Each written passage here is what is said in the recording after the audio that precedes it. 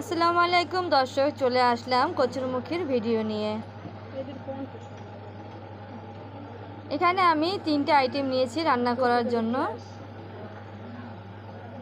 কিন্তু এখন শুধু আপনাদের একটাই শেয়ার করব।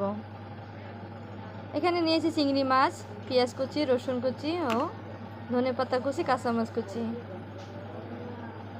কচুরমুখীগুলো আমি কেটে সুন্দর করে পরিষ্কার করে নিয়েছি।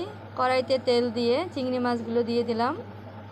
হালকা করে চিংড়ি মাছটা ভেজে নিয়ে দিয়ে দেবো কাঁচামরিচ কুচি, পেঁয়াজ কুচি।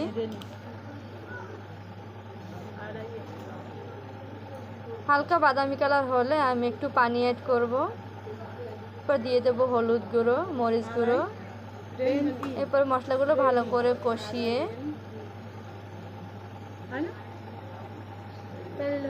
নেড়ে চেড়ে সুন্দর করে সেদ্ধ হলে পরে আমি এটাকে ধনেপাতা কুচি দিয়ে নামিয়ে নেব।